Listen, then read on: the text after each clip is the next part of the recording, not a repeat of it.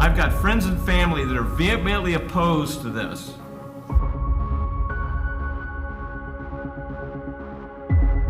I've been called many things, but weak is not one of them.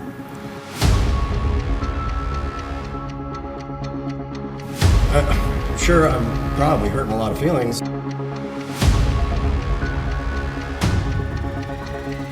You're seeing debate, uncomfortable debate in a very challenging situation in our community.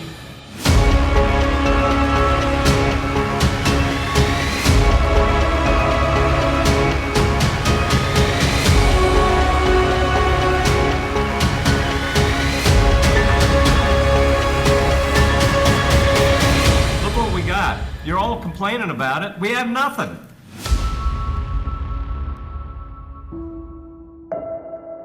Hi there, I'm Brooks Gibbs, a resident of Clearwater, Florida. What you just saw was the city council arguing over a controversial plan that involves the Church of Scientology.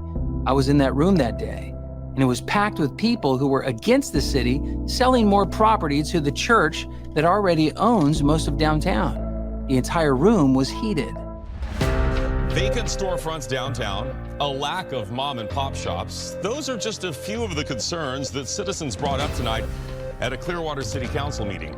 They were there, though, to talk about one thing mainly. They were speaking out against the city possibly selling a public street to the Church of Scientology. Fox 13's Brianna Arredondo takes us to that meeting. The city held a public hearing Thursday night on selling South Garden Avenue between Court Street and Franklin Street to the Church of Scientology for $1.375 million. The church expressed to the city that they want to close that street, but dozens of residents packed the council chambers arguing against the sale. They say the church owning more property contributes to the dwindling businesses downtown. But the sale doesn't reflect community need. It reflects the wants of a powerful organization that already controls too much of our city center. We deserve better. Because if we lose this piece of city in silence, we lose the rest of it the same way, like we have been losing it. Once again, Scientology wants to take another piece of Clearwater, as if they don't have enough already, and bring it under their control. So how did this street come up for sale? Well, I'll tell you. David Miscavige, the leader of Scientology, negotiated with the city of Clearwater to purchase Garden Avenue. This street is in front of their flag building. Through strategic negotiations over the last year, Miscavige secured the 3 votes that he needed from the city council to push the sale through. None of this was public knowledge. As required by law, the city had to make a public announcement about the sale of the property and invite competing proposals before the sale was final. But here's the problem. The city did not post a sign on the actual property, nor did they post anything about it on their website. Instead, they posted the announcement in a Tampa newspaper, which requires a subscription to access. Therefore, most Clearwater residents were completely unaware. Now, this strategy of buying up properties outside the public knowledge is exactly how Scientology and their partners have secretly secured over 75% of downtown Clearwater, leaving most of the properties empty and undeveloped. And just days before a vote was about to take place, my friends and I became aware of this transaction and rallied together to design an alternative proposal. We wanted the property to be something that all of Clearwater could use, and our design kept the street intact, but added a very special memorial park, a place for us to remember what Clearwater used to be, a memorial garden on Garden Avenue, a symbolic stake in the ground stating that this is our land too. With only 1 hour left before the deadline, I personally delivered this proposal to the city manager. And this is what happened. I'm Kelly Meyer. I apologize. We're unclear of the procedures and just wanted to make everyone aware, if you're not, that there's an alternative proposal, but we're not sure when in the process we'll be able to present that alternative. If there's no objection, I think we go ahead and if someone has a proposal to present, I think we should go ahead and, any objection from any other council members on that? So, Kelly,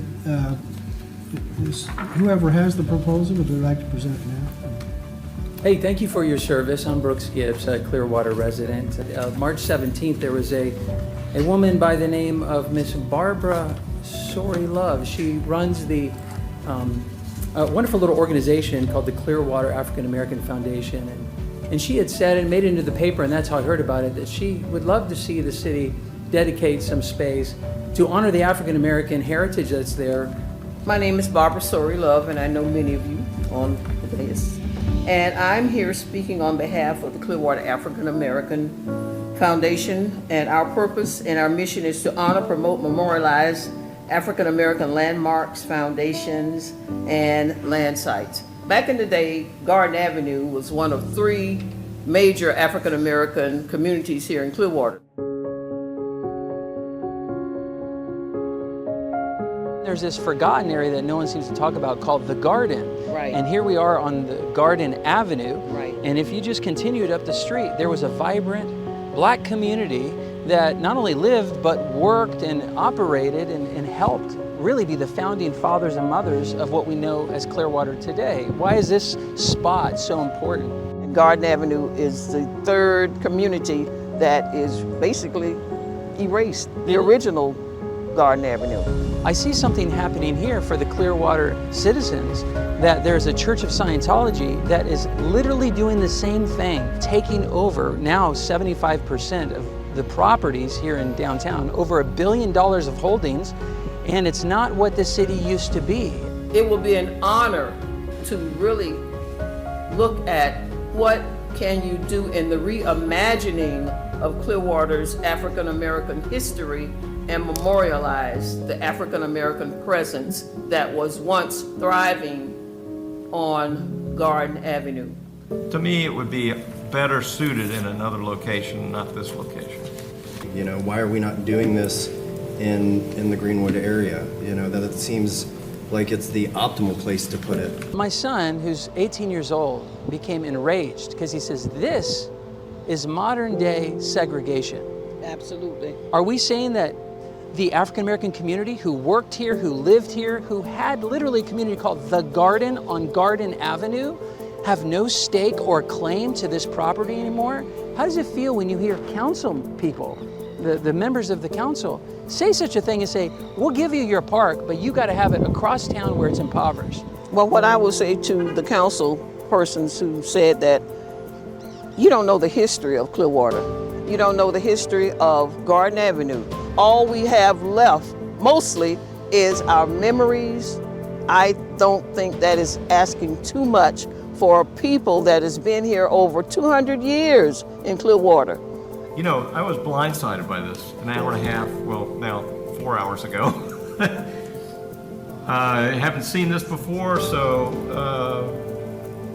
you know, but as far as the city attorney says, they got it in on time, right? They got it in today.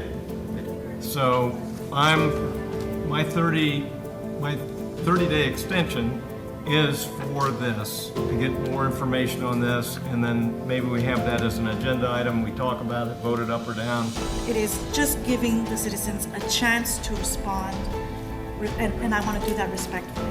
The motion is to postpone for 30 days, at least 30 days to the next meeting, which would be May 15th. May 15th. Those in favor? Aye. Aye. Opposed? Nay. We were thrilled that the city council delayed the decision to sell the street to Scientology and give us a chance to improve our proposal, negotiate with the city, and rally thousands of supporters who want to see us win. This is the first time in years that someone has been able to challenge Scientology's dominance. The odds of winning, of course, are against us, but with your help, I believe we can win. All we need is 3 votes to save the garden.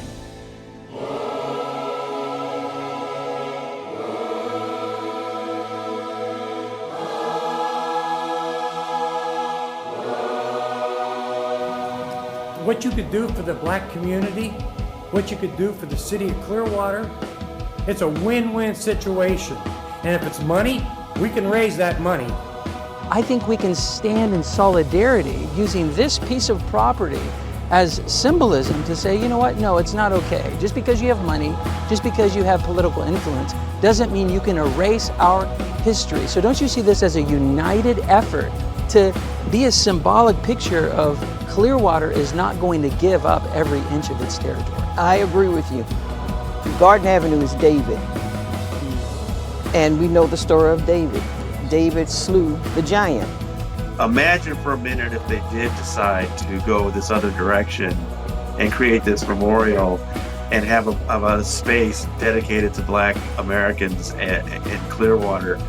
Now you're feeling what African Americans felt when we first came to Florida or Clearwater, and we were thriving and vibrant, and then we were being pushed out, and now it seems like you're being pushed out. The city of Clearwater is being pushed out, but don't be afraid to say no.